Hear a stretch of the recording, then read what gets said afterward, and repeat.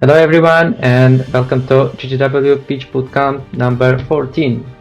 It's first bootcamp in our new 2026 and we are starting here our presentation.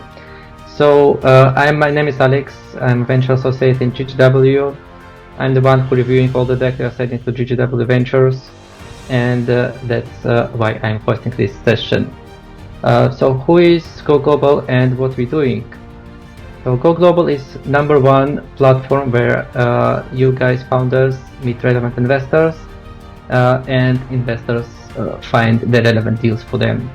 We also have an venture arm, GGW Ventures, that invest in software startups and on stages starting from late seed and above. In addition, we also offer full service for founders who need to come to the US or who need help with taxes, accounting, and bookkeeping. Now it's the tax deadline coming. If you need a professional who will help you with your taxes, feel free to reach us, scan the QR code, and we will get in touch and assist you. So today our event is about practicing your pitch. We have here great experts. Our judges for today will be Ankur and Taya. Let's meet them. Ankur, do you want to introduce yourself? Sure.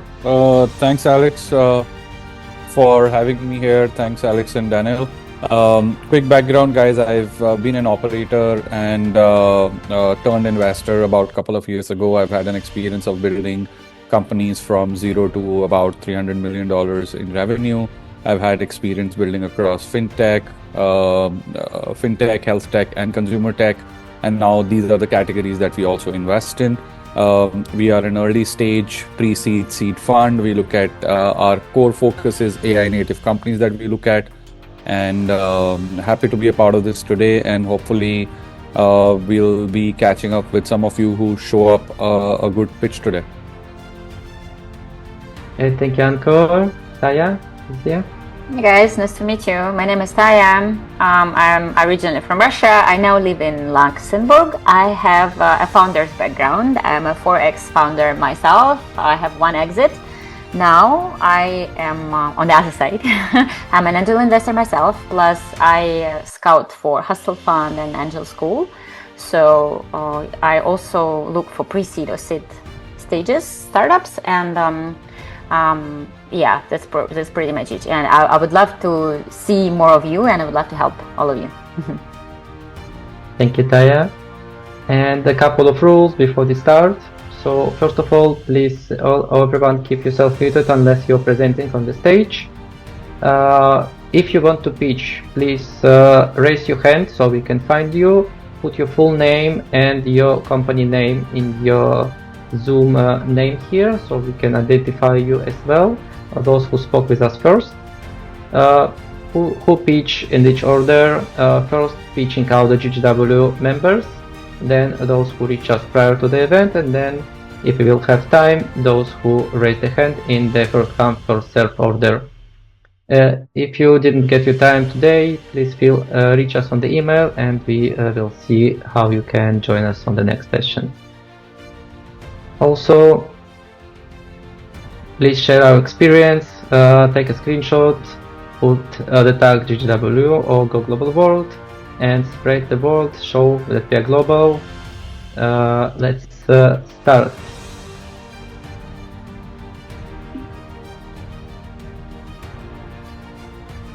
So we are going to the pitch. Thank you, Daniel. Okay, I'll be in the background. Yes, let's have a nice sound here a bit. And the first one who will be presenting here, let's see if he is ready. Dmitry Kruglak. Hi everyone, let me get my slides up. Just a second, I need to put you on the stage first.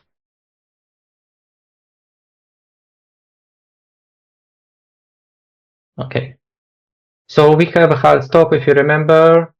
We have 3 minutes timer, I will put it on. and then you have 5 minutes for the feedback. If you're going more than 3 minutes, it will be deducted from your initial time. Tell us when you're ready. Excellent. Let's get started. Okay.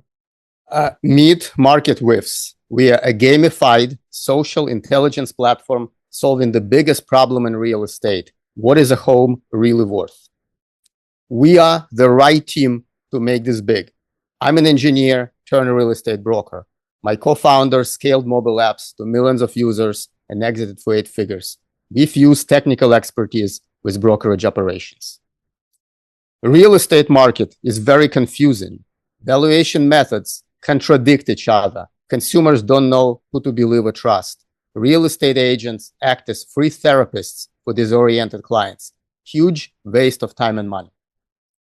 Our solution is a social valuation engine that productizes and gamifies trust. Users predict what a listing would sell for.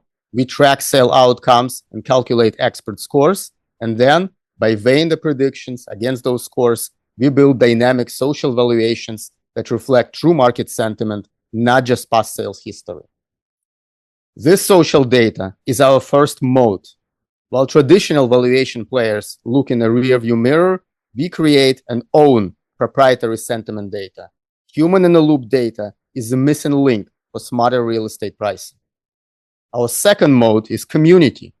As a social app, we curate an industry town square for consumers, agents, and affiliates.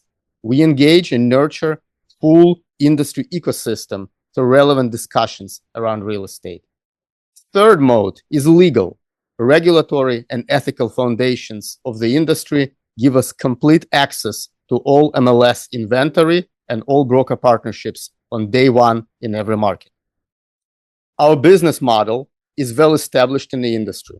With co-brokerage structure, when our clients transact, we take 30% of the commission. Our incentives are aligned with our broker partners. We get paid when they do. We go to market as a social app with gamified engagement loops, creating a virtuous cycle. Through staged geographic expansion and increased market penetration, we'll be redefining how $70 billion in annual real estate commissions are allocated. And here are our annual revenue projections to get us to Series A. We are fourth generation technology brokerage. Redfin discounted the agent. Compass bought the agent. Side leased the agent. We influence and empower the agent with social leverage. We are building the most capital efficient real estate brokerage model. $2 million pre-seed will get us to Series A. But at the moment, we are focused on securing the early mover angel tranche in parallel with our Silicon Valley product rollout. And additionally, we are inviting real estate industry leaders to co-invest as founding partners, offering them not just equity, but a voice in the future of the industry. Questions, please. Thank you, Dmitry. Who want to start? Ankur? Yeah, I have a few questions. Thanks, Dimitri, for the presentation. Nice presentation. Quickly, how is the current valuation working? I'll just tell you what I understand of this market, right? So it's like I usually, if I am looking for a house, I would look at, what are the nearby houses listed at, and usually Zillow shows up saying what are the recent transactions in the area as well, right? So that intelligence is already there in the way I see it. What are you doing different? Perfect question. So traditional valuations is a look in a rear view mirror. They go by public data. How much that home sold for, how much this house sold for. What those algorithms do not know is that this particular home needs a new roof, that this particular home had 10 cats in there, that you need to replace everything. They don't know how many people came to open house in the last weekend. What is the buzz around the listing? So the problem is there is no human element in those valuations. That's why automated valuations are constantly wrong. You mentioned looking at what current listing in the area. Current listing price, they're fake. They're not. They usually have nothing to do with what the homes are actually going to sell for. They are just marketing. But if you actually look very carefully what Zillow does, they actually factor in the listing price in their valuation, which is absolutely ridiculous. So the current valuation system is broken. That's why agents and consumers waste a lot of time sifting through this garbage. We cut through this garbage based on human feedback. Got it. And when you say human in the loop, how are you making kind of tracking all of this, and how does this happen at scale? Yeah. So in very simple terms, it's a prediction market, right? I deliberately do not use this term because most people mean it betting for money, but literally for every active listing, main call to action. How much do you think it will sell for? Once it sells, we are going to know who the experts are, whose opinion we really should value. And based on predictions of those experts, we'll be building those real-time, those human valuations in real time. And this is where monetization comes in. Human sentiment in summarized format, everybody gets it for free. If everybody wants detailed readouts and decision support, they have to become our client, work with a partner broker, and we take 30% of the commission once the transaction closes. Got it. So basically your customer is the broker in between, right? Not the end consumer. It's B2B2C. We engage consumers first, then we bring consumers to the brokers. And this is an offer they cannot refuse, right? Because if we are just selling tools to brokers, we have to fit their business processes. We bring them business. We tell them, you got to change your processes because we are going to get you business and we are going to save you a lot of aggravation. Instead of getting you leads, we're going to get you clients and the signed agreement that you can just service and the decision support to make sure you're not wasting time convincing somebody that who has unrealistic expectations about the market, because we are doing the job. Got it. I have one more question, but I know we might run out of time, so I'll leave it for you. I'll pick it up in the end. It's okay. Dmitry, actually, this is my advice, which is combined with observation. Have you noticed that 2 minutes out of 3 we're asking about your solution and about the problem because it's not clear. Like now I'm not clear on the solution and the problem as well. I still have a lot of questions. I don't understand like how you also mentioned that community is a mode. I'm still not clear how community can help in defining the price and why is it valuable. So just as a general note, you have to go again and rework your problem and solution slides because it's completely not clear. I'm still not clear what's the value of the startup. This is the biggest problem with your slides now. Sorry for being direct. I'm just trying to be very. Appreciate it. Yes. Okay. So I did have a question about traction. Do you have any traction? Have you sold anything? Who is your ISP? Who is your ideal client profile? This is a B2B2C model. So a lot of our effort went into figuring out the legal issues, because to build something like this requires a lot of understanding of what we can do with the listings. But to jump to traction, we did the private alpha product launch about 2 years ago.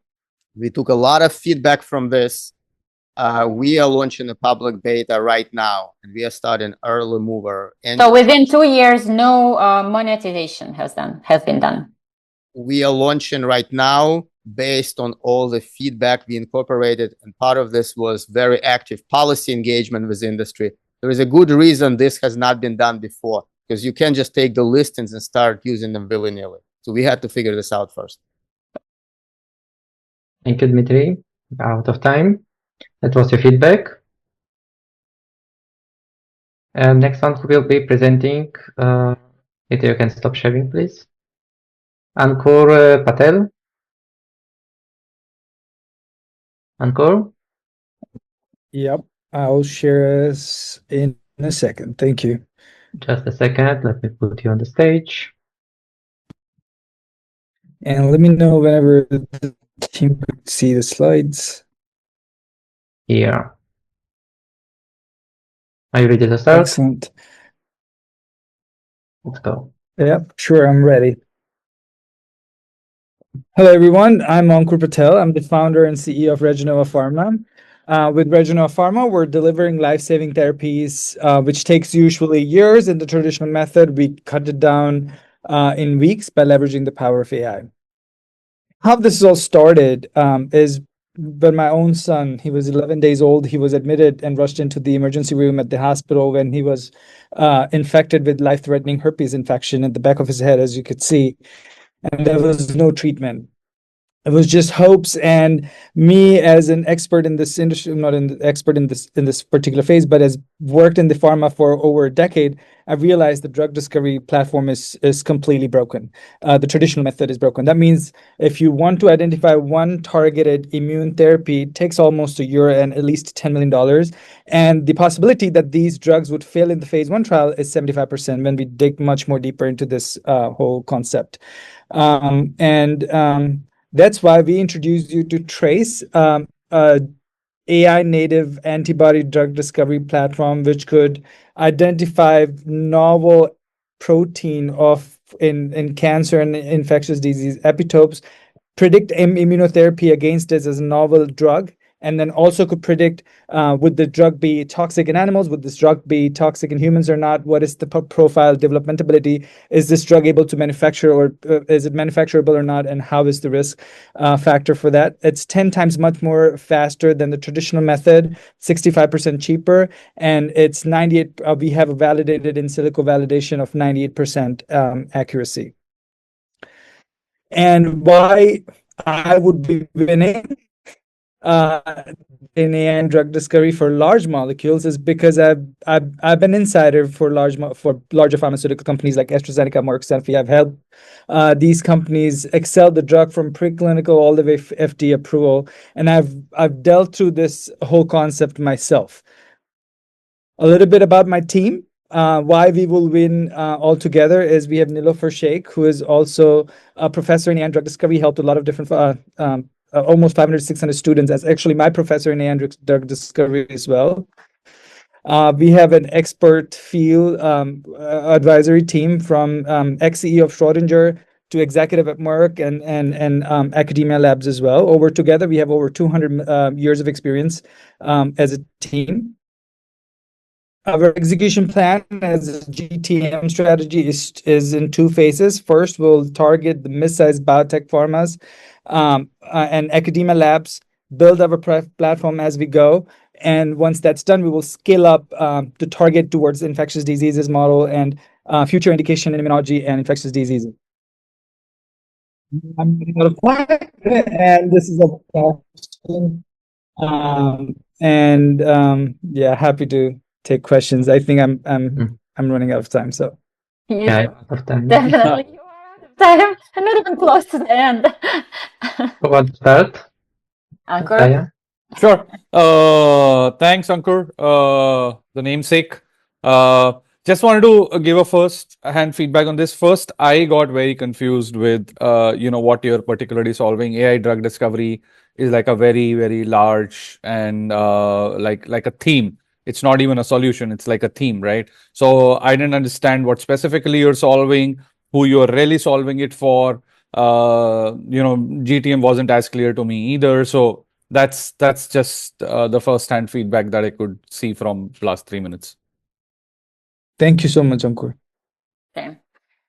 Thank you also. So I'm just going to provide you general advice, and those advices are applicable to everybody who is on the call, guys.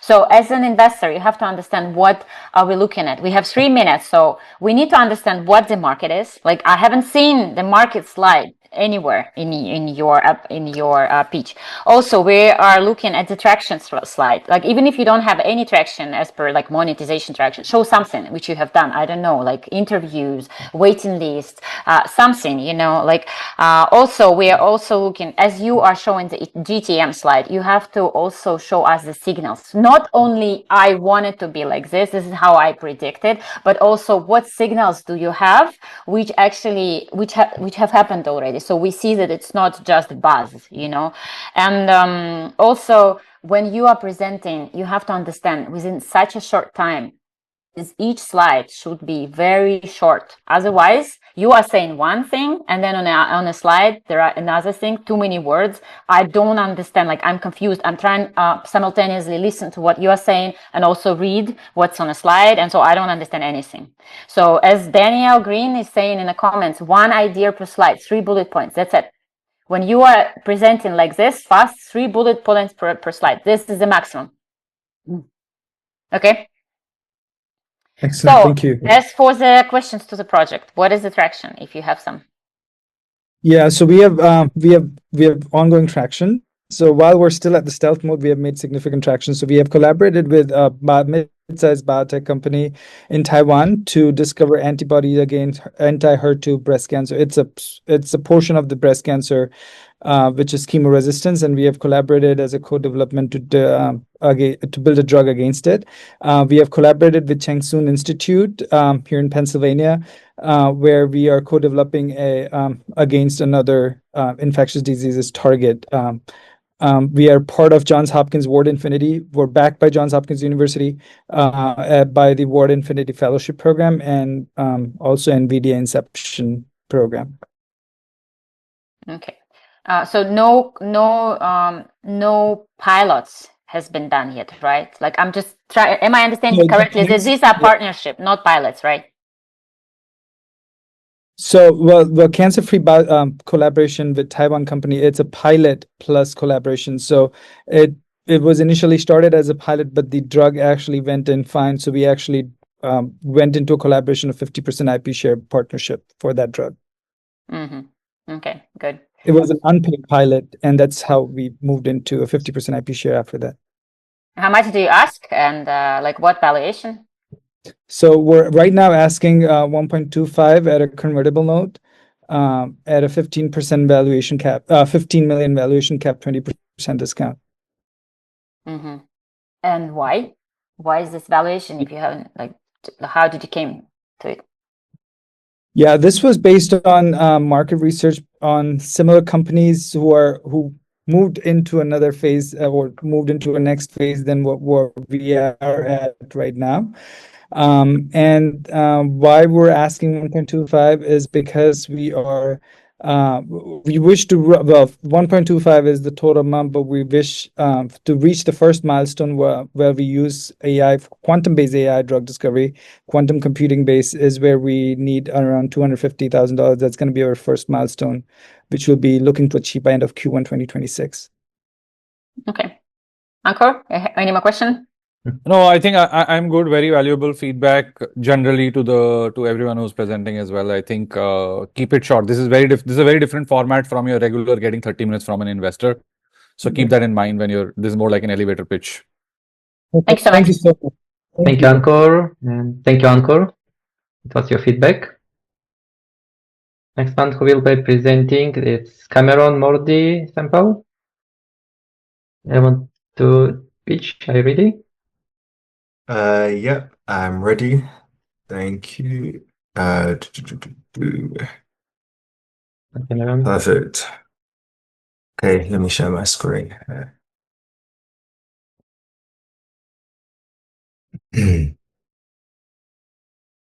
Perfect. Hopefully you can see. So Yes, you can start. perfect. Thank you. So I'm Cameron Mordi Sample, CEO and founder of Oxium. We are a conversational AI widget and dashboard that allows users to discover, deploy, and track their AI agents, thus their third-party apps. Typically, users would come to us wondering how they can get into AI and deposit or deploy AI agents. They'd come to our dashboard, they'd be able to track the metrics that matter most to them, but also they'd be able to go to our marketplace to find AI agents to acquire and utilize. On top of this, they'll be able to also track things such as their wallets, so crypto wallets, their Slack channels, their Gmails, etc., whether that be via the AI agent or through a direct API. Now, the problem that we're seeing, especially for founders, those that are within the Web3 space and those that are neurodivergent, is the issue of fragmentation can be very taxing. Most of us lose productivity up to 70% just through basic context switching from having too many platforms and too many applications. I decided to solve this issue, and I actually identified this issue when I looked at my screen time. I use an Android, so when I go to the very bottom, I can see that it showed me I had over 200 apps on my phone, which was quite puzzling to me because I only juggled the same 15 on a week-to-week basis. So I wondered why there wasn't a tool out there where I can optimize all of these subscriptions and these apps that I have. So the idea of Oxium came about as a result to reduce the time wasted, to reduce the risk of the issues had in context switching and managing so many platforms as a busy founder. So our solution comes in the face of a widget, specifically one that you can collapse and expand on your PC or mobile, similar to if you've used Loom. You click on it, you'd speak to Oxium as I'm speaking to you now. You'd say your request and it will handle it. We do this by way of XCP, which is our proprietary technology, similar to MCP, Model Context Protocol, where you take a prompt and it connects it through to a third-party app. But we do that on the blockchain as well as off it. So we're able to take more complex requests in a manner that's more befitting to founders in the Web3 space. And this is a little demonstration about how our flow works, but I won't bore you with some of the specifics in how we work. This is a bit of our differentiation. I'm someone who's a big advocate of being a means of production. So this is the approach that we're taking. We've tried to find direct competitors as hard as we can, but I feel like we've come across a quite unique space where we're able to actually benefit from the competition that enters the market, because the more apps and AI agents that there are, the more fragmentation there is. But yeah, this is our market size. I know I'm short for time. Our business model is B2C. We work on a transaction basis. So we make 1% fees of transactions, but we also have subscription. Our traction, we ran a beta test where we processed over $4 million in 90 days with just 2,000 users. And we have 300K committed on our £1 million pre-seed round. And I'll leave it there. Cameron? So this is like a services marketplace, is it? So less services, more think of Oxium as your conductor for all of your digital applications. So you speak to Oxium, it speaks to everything else. So you can have a hands-free experience to do what you need to do, and it can take care of the mundane. Then I don't understand who is paying 1% then. So that's more so just on the blockchain side of things. Typically, for any transaction, you're paying anywhere between 4.5%, 3%. If you're using MetaMask wallets, you're paying 4%. So 1% is actually highly competitive, specifically in that space. But 9 times out of 10, if you're a casual user that doesn't engage in blockchain, you wouldn't be utilizing that aspect of the business anyway. Yes, and then it brings me to the second question. What is the ISP? Who is your ideal client? What is your ideal client profile? It's like people who are deep into blockchain, right? Deep developers? No, so at the moment, it's founders specifically in that space for our initial customer profile. These are people who juggle anywhere between 12 to 15 apps on a week-to-week basis. For example, you'd likely have developer teams on maybe Discord, Slack. You've got various finance apps that you're engaging with on a day-to-day basis. Rather than you constantly having to go onto these various apps to fulfill a task, you could quite literally do it hands-free and just speak to the widget, say what you need to be done, and it executes. So it's saving you at least 70% of time and just making it a lot easier. Okay, Ankur, you can ask your questions, and you please show me the market slide. I can at least get into it while you're talking, please. No worries. Yeah, I have a quick one. In fact, so Cameron, what is the use case exactly that you're seeing these 2,000 users are using you for? What are they replacing you with? Yeah, so the way that they're utilizing us now, or at least with that test, it was a 90-day test just to get a taste for the market. And it was mainly just for the automated trading. 9 times out of 10, a lot of these traders are either using Telegram or they're using exchanges, decentralized exchanges, etc. And naturally, you'd need some sort of domain experience to comfortably utilize these tools. The term blockchain for most people doesn't mean much to them because they don't understand it, which is completely understandable. But on top of that, it's intimidating. The UI is clunky. The UX is a joke. And the whole reason why we exist is that we're making the UI and UX pretty much irrelevant, because if you know how to speak, then you know how to use our product. And if you know what you want, then that's what we're here to solve. So you could say, I want to buy $100 worth of Ethereum, or my son's been telling me about this Bitcoin thing. I'd like to buy £100 worth of it on the first Monday of every month. You don't need to know how to use Binance. You don't need to know how to use a Telegram bot to do that. You just state your intention to Oxium and we'll deal with the rest. And that's pretty much it. So you're saying this is primarily for like transactions for buying crypto? Is So that the simplest use case? It's an aspect of the use case. That's the use case we focused on for hitting a product market fit to at least get the product to a stage where, you know, it can build that traction. But ultimately, we are hitting multiple different industries. Like the aspects of, say, this slide, as you can see, you've got your Google Drives, you've got your Deliveries, you've got your Shopifys, you've got your Notions. So wherever you're tracking or you're utilizing a tool, we can find a way to plug into it so that you can just state what you'd usually do manually and have it sorted. So these are the conversation and LOIs that we've signed with various businesses, which I'll refrain from saying on here for now, but that is the grand vision. But for now, we're just focusing on a really niche, you know, one singular aspect, which is our bread and butter. My previous business, which I exited, we did 1 million users within 15 days, scaled to 4.5 million users in 2 months. And that was all a crypto super app. So that's what I know best. We have 65 engineers who are proficient in blockchain, AL, ML engineering, and I have a separate development firm for that. So this is all I know. So yeah. Got it.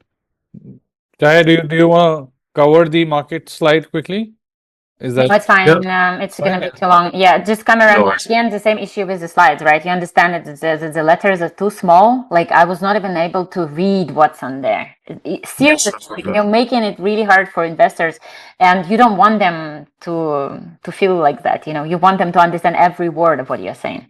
Absolutely. I think in general, these might be the pitches that, you know, these founders are mostly sending it out to investors or something like that. 100%. Right. So Absolutely. I think just a reiteration. This is supposed to be a pitch for talking, you know, like, so they have to, you have to reformat it. Exactly. Absolutely. So I think the ones who are still on the call and coming later, you should make a note of this. I think this is very critical. 3 minutes is all you've got. Look at this as an elevator pitch and keep it clean and sharp.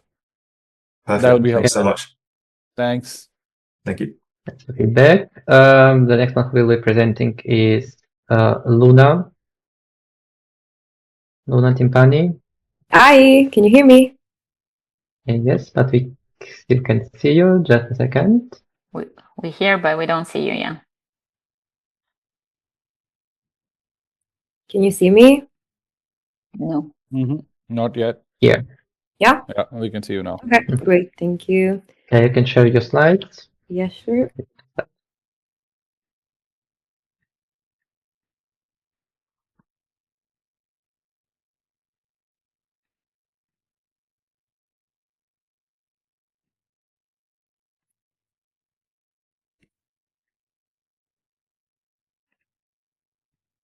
Okay, can you see it? Not yet.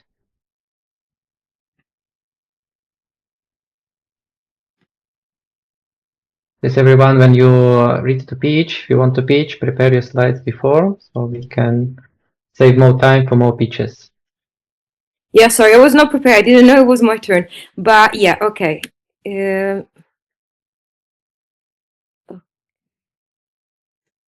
Okay, now we see.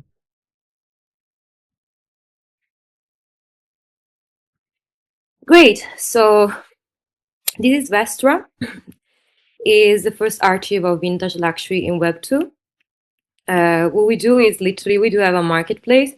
It is me and my team. We are all international. The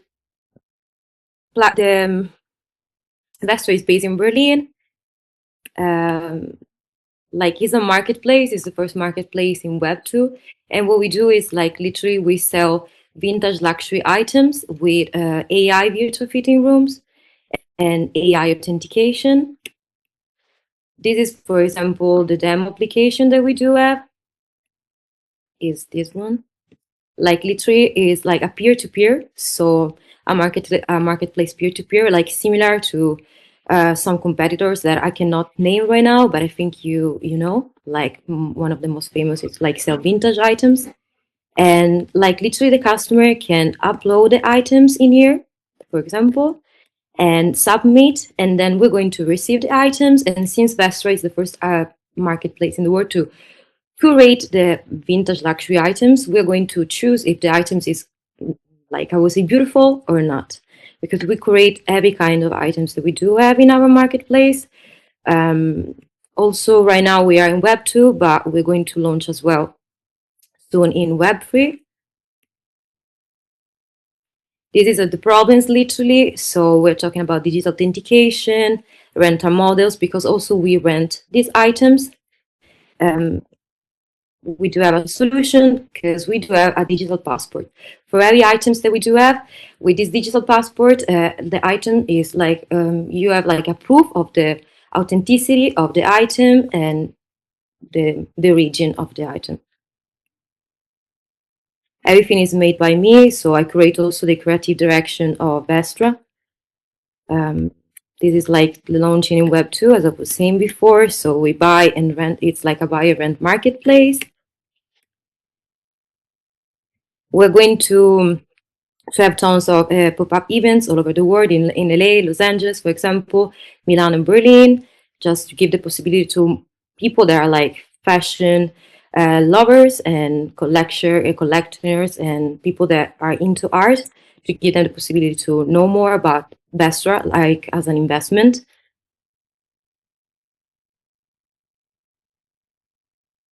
Yeah, I was saying we're launching in Web 2 first, and then we're launching in Web 3. This is the market opportunity. This is the sites and the growth. So right now it's around 67.4 and 8.7 billion by 2030. Alex, can I speak? So Yes. you're out of time, Luna, and Okay. I just wanted to, before we give you feedback, I just wanted to say that this is a good example how not to pitch. Just to be aware, we asking everyone to be prepared, to have slides, and make sure that you practice beforehand so we can give you quality feedback. The whole point of the event is to help you succeed with investors. It's not the way of showing first time slides or your mock-up or something. This is the event where you given an opportunity to meet real investors. So with all respect to you, this is very unprepared pitch. We will give you short feedback from investors, but for the future, we're asking you to come prepared, because this event is an opportunity to practice. Yeah, sure thing. It is for me. I just, as I told you, I didn't know that was my turn. I was not prepared, in the meaning that I didn't even know that I would be selected. So it's really, I'm really grateful to be here. And yeah, thank you so much. So we have about 3 minutes for the feedback. If any feedback, please shoot Taya and Ankur. Yeah, thank you. Quick one, yeah. I think I'll not go into the soft side of this, but what's your background, Luna? What have you been doing in the past before starting this? And are you doing this full time now? Yeah, it's my full-time job, and I am a creative director. I also worked in the hospitality, like most of the time. I'm 26 years old, and I worked in the fashion field, and I worked in the fashion field for 1 year, and also in the sales. I've done tons of jobs in the meantime.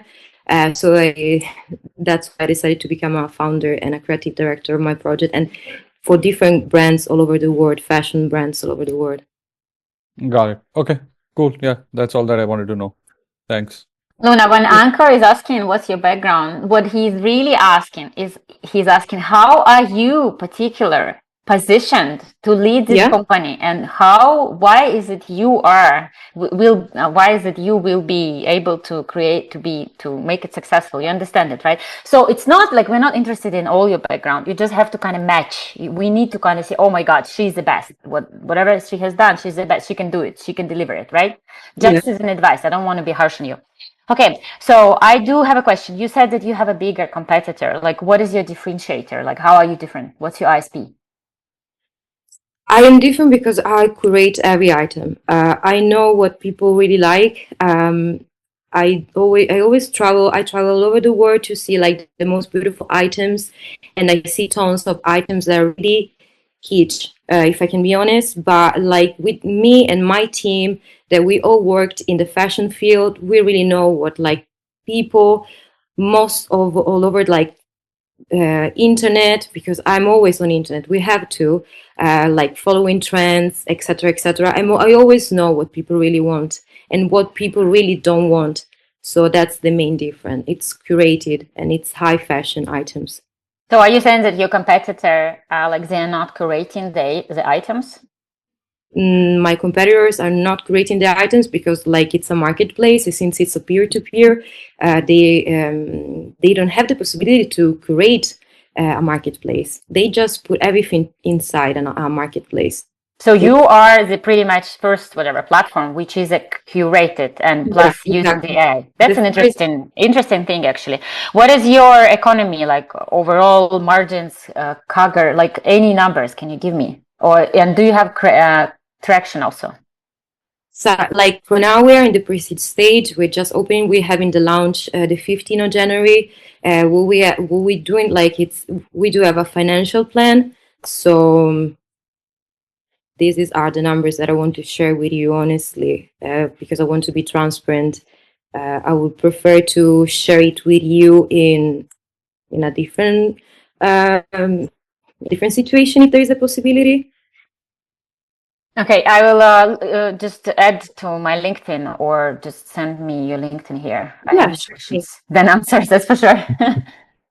Thank you. Yeah, I think I just want to add generally for the group who's presenting it beyond as well. So I think, guys, this is, try and understand venture capital or investors who are investing in you are largely looking for top players in the market. Like if you're innovating, you're a new solution, we expect you to be at the top of your game and your competition's game, right? So please be sure.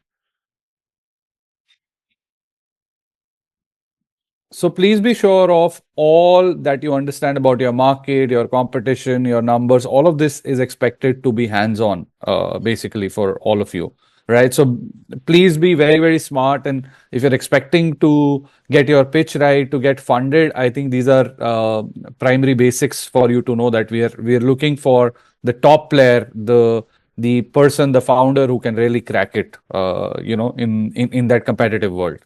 So please be aware of that as well. Yeah, Luna, and I'm pretty sure that you are. You just haven't shown it to us. Like we just need a better presentation from you. Okay. Yeah, no, exactly. I do have everything. I'm pretty sure that you are. That's why it's so sad that we were not able to see it. You were not able to show it to us effectively. It's only 3 minutes. Okay. So. But still, that's the conditions in which you are pitching, and it's gonna be all the time like this. Yeah, sure thing. I will share with you my LinkedIn. So, thank you so much. Okay. Thank you, Luna. That was your feedback. Thank you. Ashley, are you ready to present? Ashley Warner.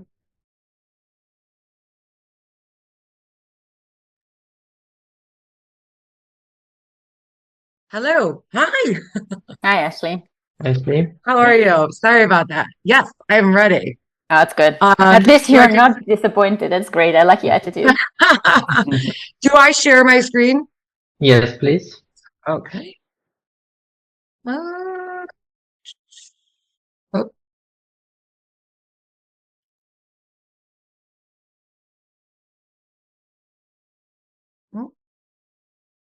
Here we go.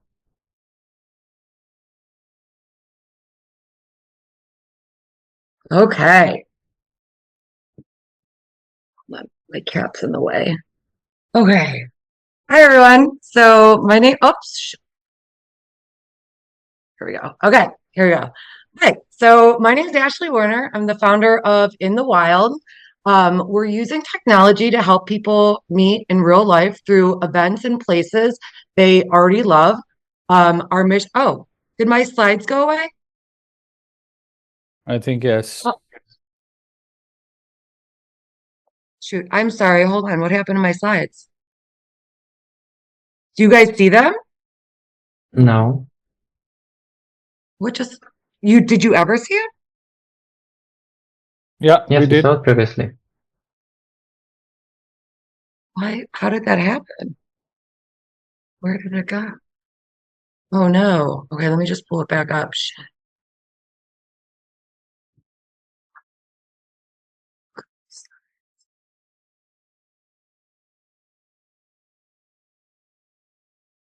Well, I'm so sorry. I don't know why that happened. Let me do it again. Can you see it now? Do you mind if Yeah. I start over? Yeah, we should start over. That's for sure. I'm so sorry. I don't know what happened. That sometimes happens. Technology, that's fine. Technology, right?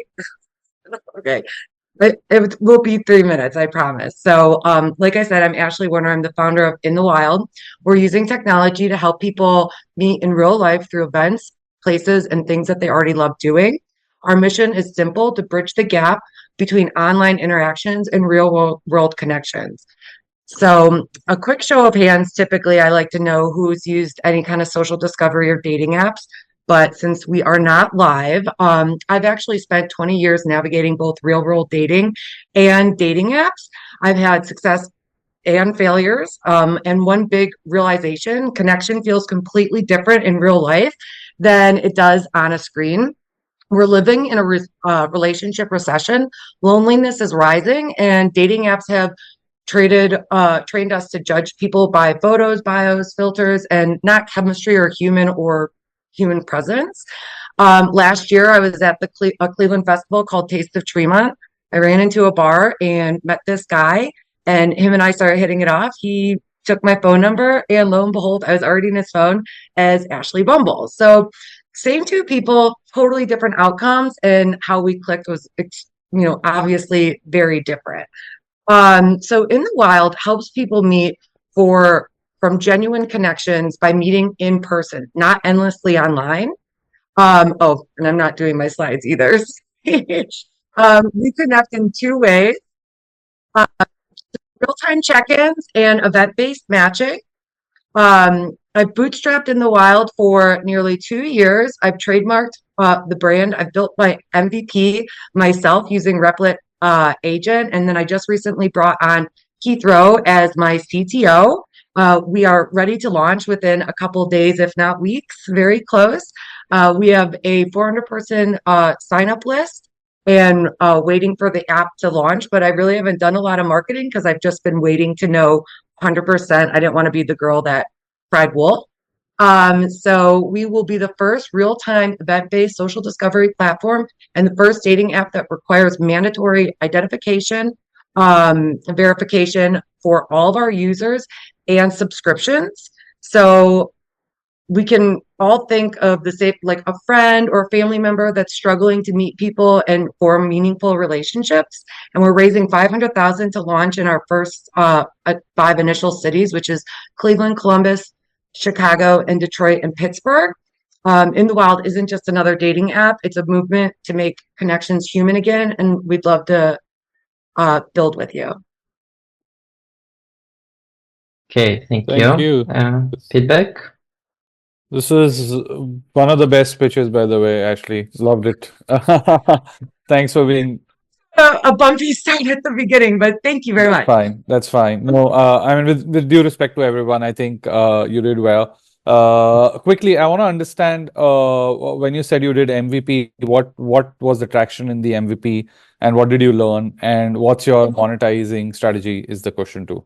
Yeah, so we beta tested it with a group of just 30 people. So the MVP is still being developed, but it's a fully formed app. I mean, I guess you can call it an MVP, but it is an app like ready to deploy into the App Store. So we just integrated Stripe, which is going to be our payment processor. I have a meeting with my CTO this afternoon of integrating Verif for our verification platform that we're going to be using to verify all users. So our monetization actually kicks off right at the beginning. We're putting the verification price, which is like $1.20 from Verif for every member that verifies, at $3. And I found that, in my own research and just in so many different aspects of life, when you don't put a value on something and something's a freemium model or this or that, then there's no value to the customer. So right off the bat, we're having the customers put their own value of just $3 on to trying the platform.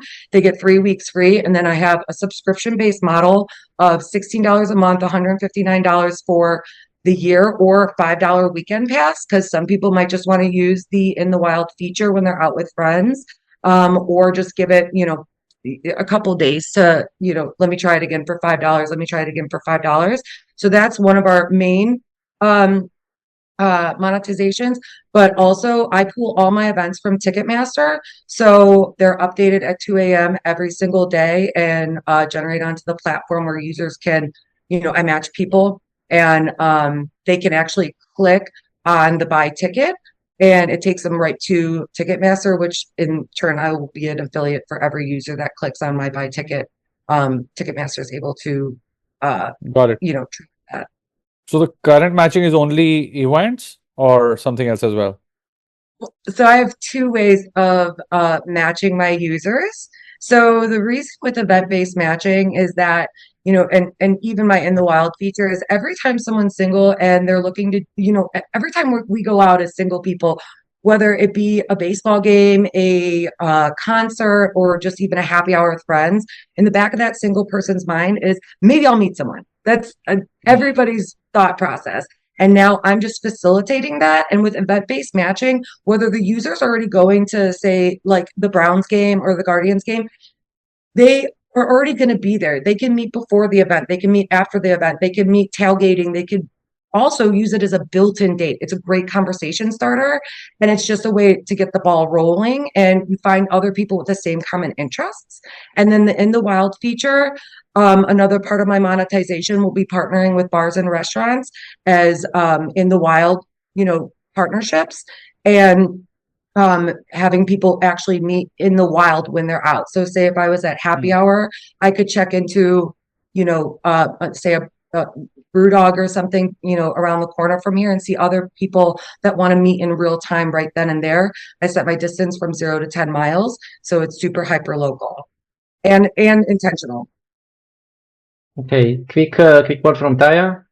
Yeah, so just more not a question, but a note again to everybody who is here, and on the example of your presentation, Ashley, it's a very often mistake founders, especially first-time founders, are often doing it. Don't ever say first ever event dating app, because 200, 500, 1,000%, there is already an app which does the same. I've done a really fast Googling, over there, and I have found Reddit, Club Date, Swipe Events, Bumble. I understand that they're probably different. They offer something else, but you are saying that it's a first ever, only one. It's just not trustable, not believable. Don't say that ever, okay?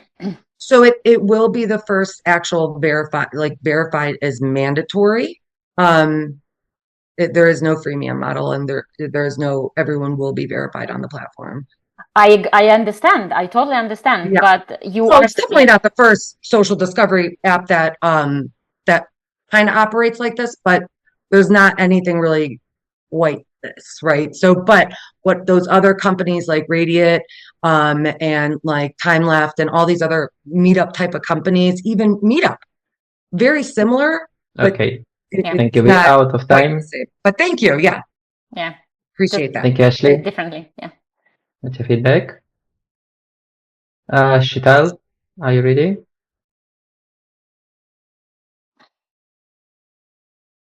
Yes, I am. Okay, please open your camera. Okay, great. And let me share the screen here.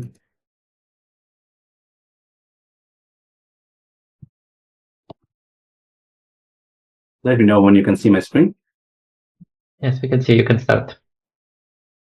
All right, perfect. Thank you, Alex. Thank you, everyone. My company name is Confluent Labs. An easy way to understand this is Grammarly for municipal compliance. We have only launched this 8 months ago, and we have some good traction from cities and municipalities in California as well as Florida. Let me walk you through the problem that we have identified. And this is a first-hand problem because I used to work for municipalities in California, and firsthand, I have seen that the municipal compliance is a broken system, or at least it's a very hard bottleneck. It's a big bottleneck that everyone who might have ever done construction will have experienced. The problem is, when you want to start a business, you want to build a house or want to make major changes in your existing house, you have to go through permitting process. And there are a lot of questions that needs to be answered from you as someone who is applying for permit, as well as from governments who is going to give you an approval or not an approval. So the whole research takes 75% of the municipal staff time. That alone is 1.5 million per city, and that's an average figure problem for these municipalities. On the other side of the aisle, when engineering firms, planning firms, when they go through all this designing process, it takes them 24 weeks to get compliance approval from the governments, and that converts to $200 million invest in the US. What you are seeing on the screen is a car wash site plan, and that's how a typical image looks like. So, going to the solution, we think AI is best suited to answer some of these questions and also do an automated check. So it can help both the government as well as the engineering and the building firms. What we have already built, and we already have few customers utilizing this. The first solution that we have is a research agent. So it goes into the municipal zoning code compliance document, and it gives you answer to any questions that you may ask. It has contextual memory. It provides personalized guidance. There is maps and special reasoning inside it. And it's because it's fused with local data, there is zero hallucination. There's also a research agent. There's also a second agent that we are working on. This provides you with an automated check to the site plan that you might have submitted as an engineer. It tells you where all the issues are. And because this is a multiplayer system, anyone can jump in. Anyone being city staff can jump in and provide their valuable feedback. That way, the permitting process becomes very fast, and you get all the answers that you are looking for. So we have a very high margin business model. We are going to charge 55,000 to the government as well as 70,000 to businesses. The TAM is 67 billion, but we think we can attack a market of around 2 billion in few years.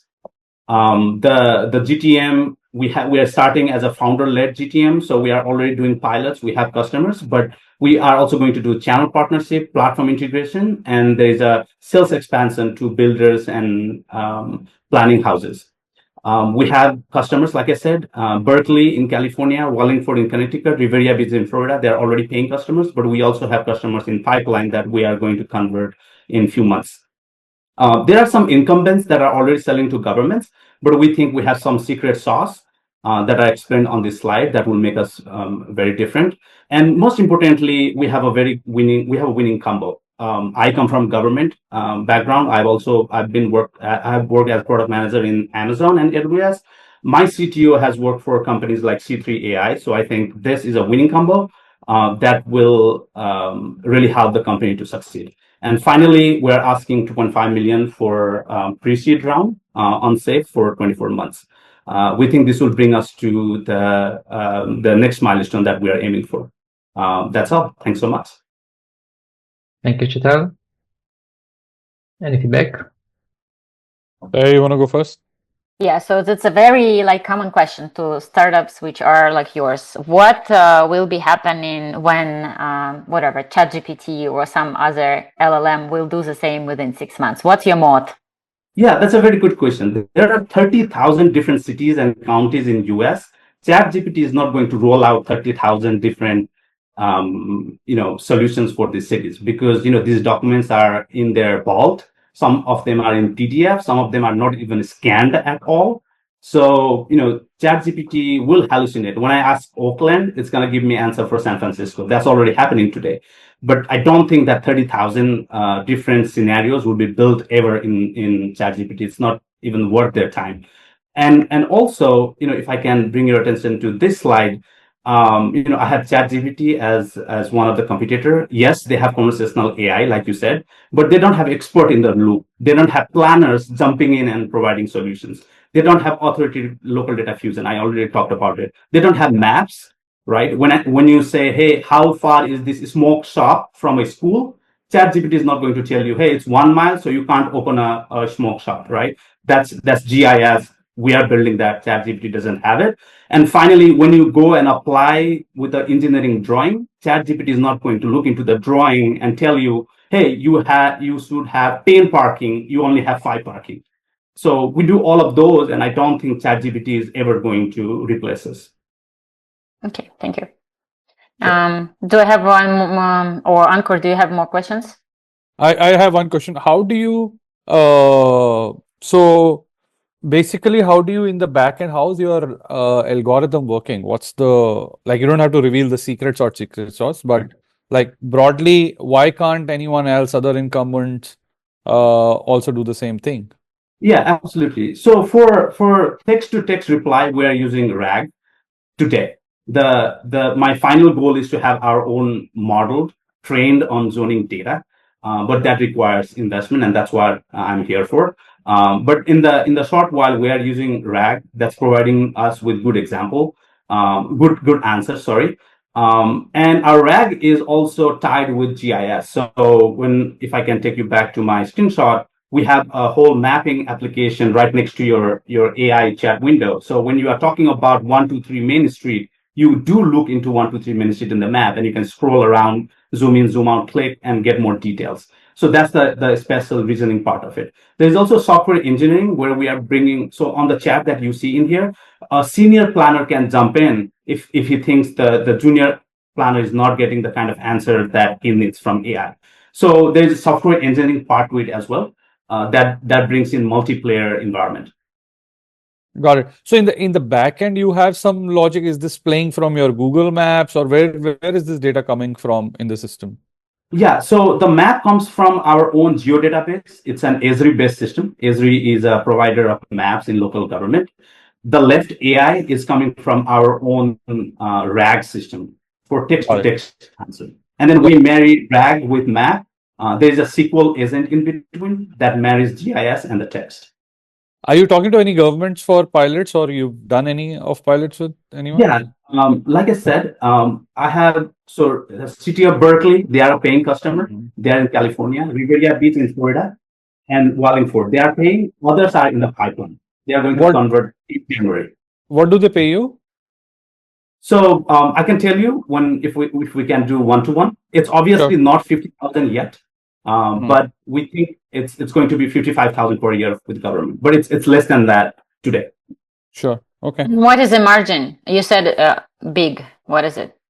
Yeah, it's for first few customers, it's again, that's something I can tell you, Taya, but it's very huge because we are using OpenAI API, and we're using GIS in the background. These are just software costs, and it's me, my co-founder, and a few other staff that we have hired.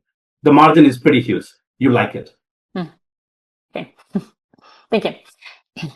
Okay, thank you, Sheetal. That was your feedback. Thank you for the opportunity. Bye. The next one who will be presenting is Martin Sornes.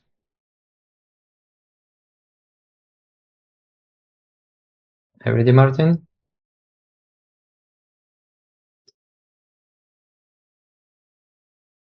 You're muted.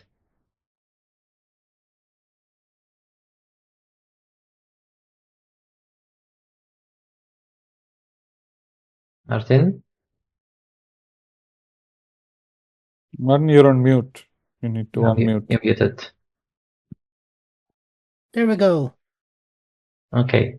Yeah, I'll start screen sharing. Yes, can share your slides. A second. There we go. And here we go.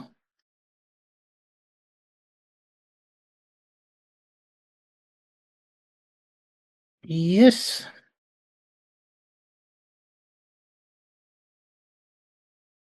So, can you see my screen? Yes. Yes. Yeah. Hello, I'm Martin Sornes. I'm an audiologist from Norway, and I'm looking to disrupt the audiology because we still test hearing about the same way today as in the birth of audiology in the years after World War II. And this is by no means in the best interest of the 1.6 billion people in the world with hearing loss. We really need to rethink audiology as a whole and come up with a new way of testing hearing because of all the people. We have to have something good to show them, you know, and that's why I want to remove headphones from audiology as a whole and test in a free sound field with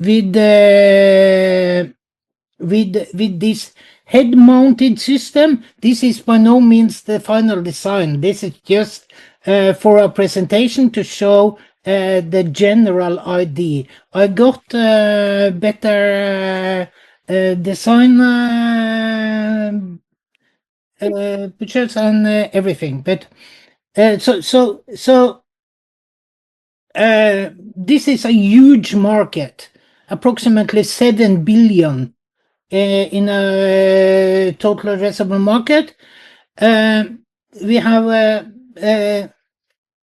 you know that this quote is from 1993, and it goes like this: the pure tone audiogram can show normal auditory thresholds with only 10% of the auditory fibers intact. And this points directly to the fact that pure tone audiometry is based on measurements in silence.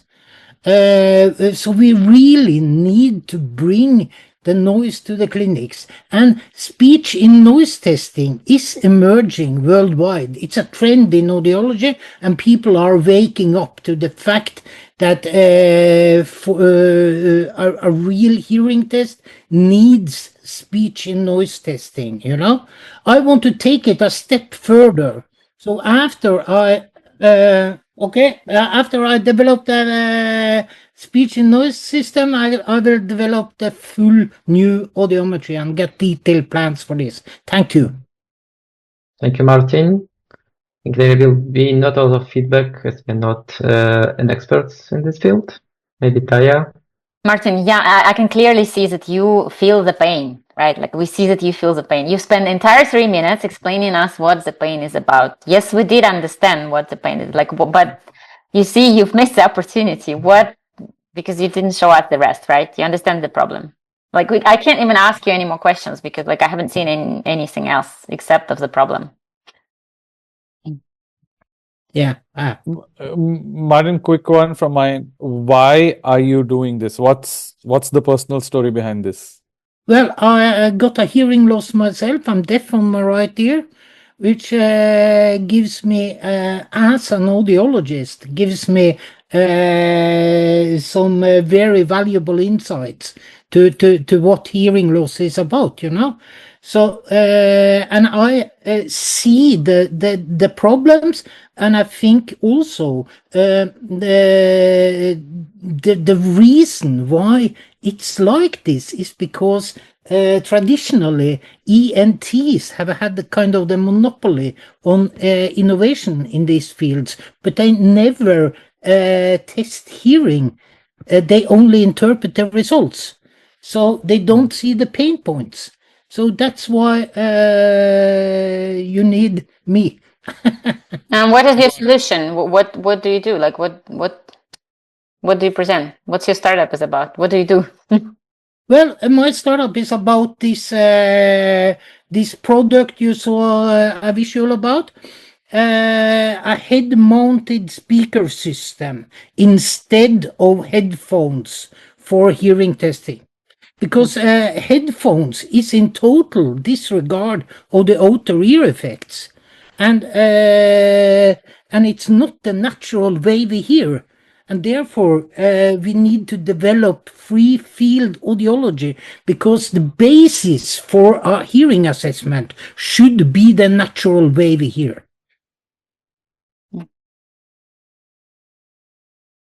Probably my feedback will be for you, make it more clear for people who is not in the field to understand the solution and the problem. Not everyone will be familiar with this audio effects.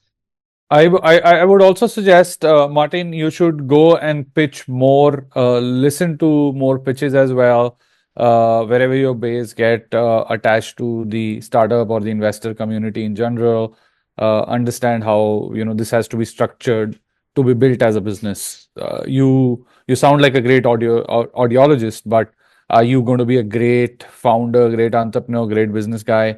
Is also something that you should unlock for yourself. Is another feedback I would give. Yeah. I agree. Thank you for the feedback.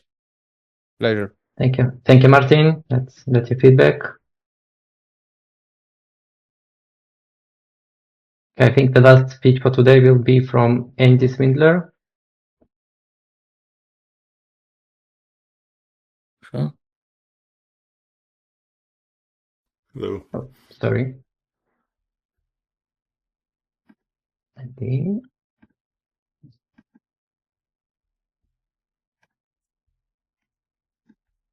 Here you go.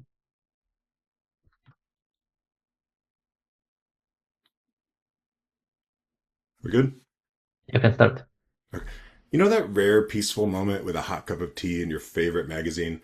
Then bam, the door slams and we hear swearing. Our partner just got home to find the tea bag staining the countertop. Forget, hi honey, I'm home. It's, what the hell is this? We go back and forth, and before we know it, we're stuck in the same argument from 2 months ago. It feels like a wall of ice between us, but we ignore it until our next therapy appointment. Hi, I'm Andy Swindler, co-founder of Kogo, where couples go from conflict to connection. Our relationships are killing us. We've interviewed dozens of couples and therapists to discover the therapy gap, those make or break moments between sessions that couples have to face alone. They tell us they hold out until the next therapy appointment and that it's lonely or even that it feels like everything's about to end. The result? More conflict, loneliness, and stress that can lead to higher risk of heart disease, stroke, and even early death. Kogo builds relational health.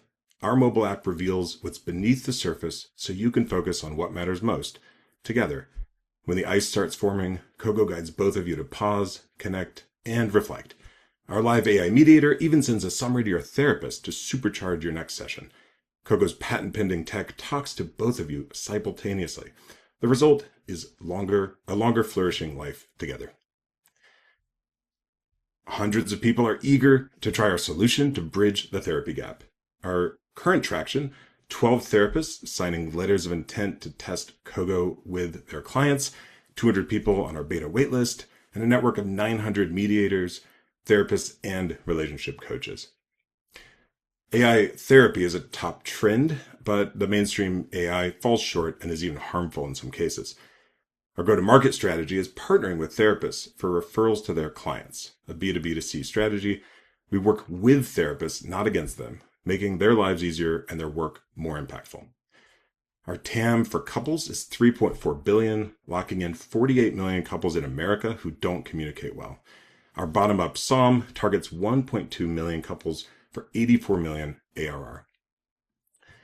Our billion-dollar vision is to bring Kogo to all kinds of conflict, including every corner of our personal lives and the workplace. Kogo will be the #1 agent for relational flourishing. This is personal for me and my co-founder, who is also my wife. It's my 6th startup. I raised, exited, I've led teams through hell and back. I'm certified in coaching and conflict resolution.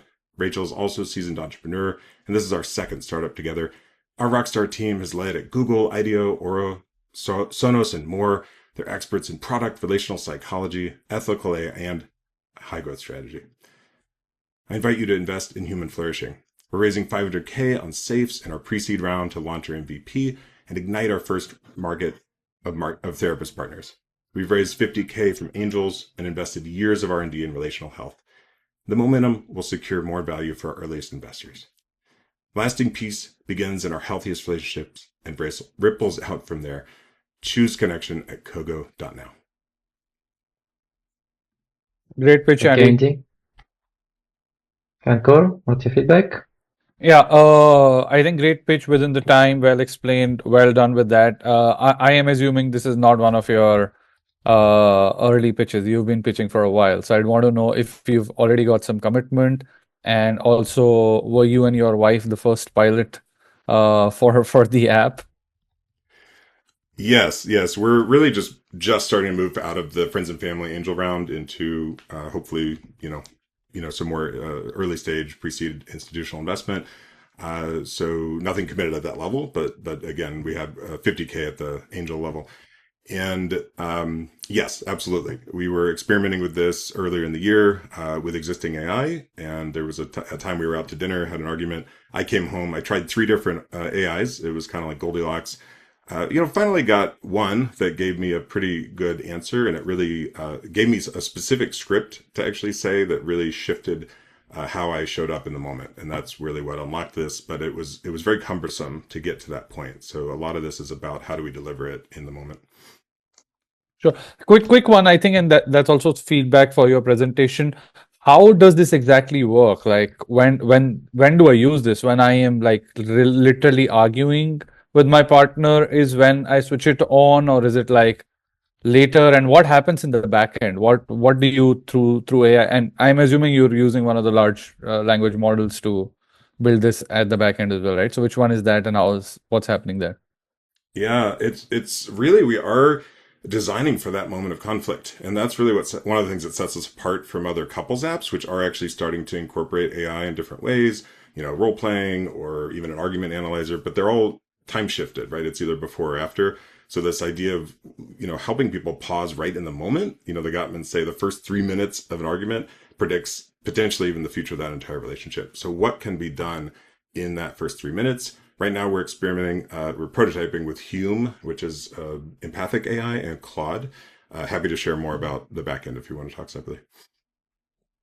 Sure. There you can ask questions, but I have one last one. I'm really intrigued by this, right? So Yeah, you can. so just you're saying that I am in that heat of the moment, and there is, let's say, a very silly argument going on because I threw my shoe at a wrong place.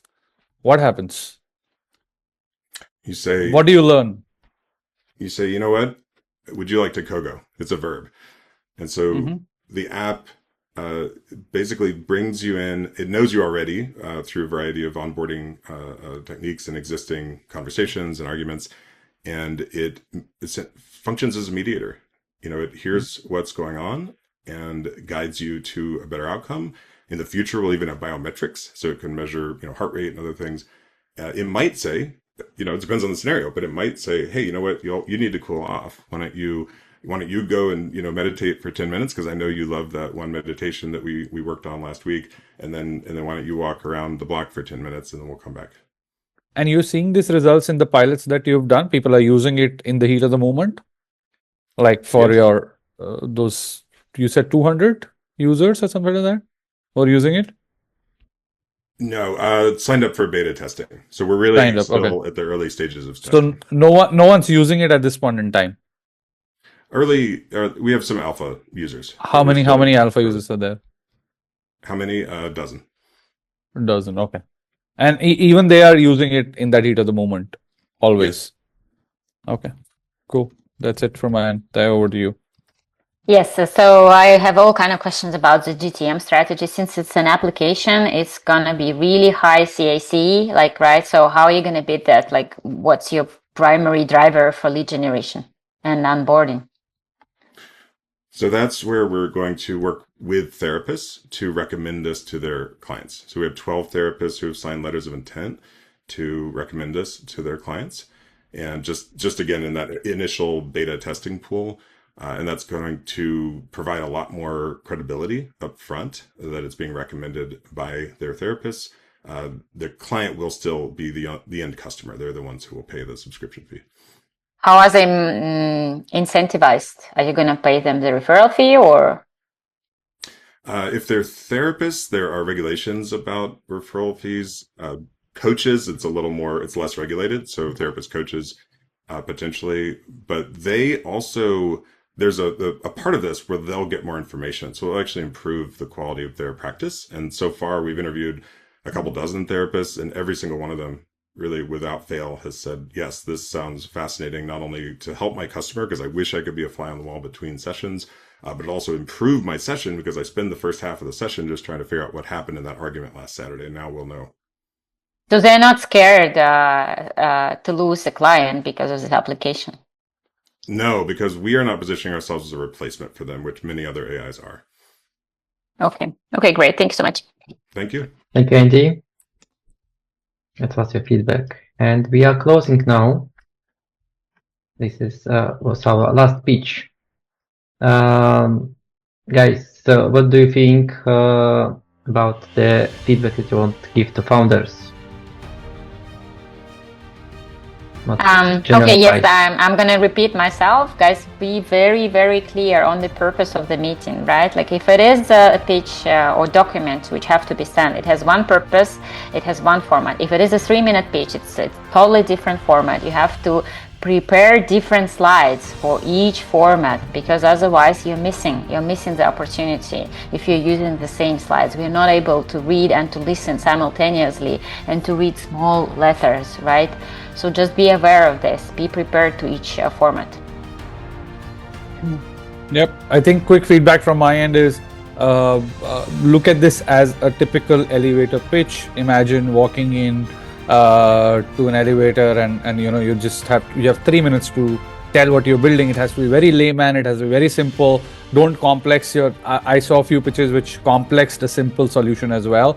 Don't do that at all. In fact, founders or entrepreneurs are supposed to simplify complex problems. So try and explain it as simply as you can. Keep things very simple, story very simple, so everybody can get it.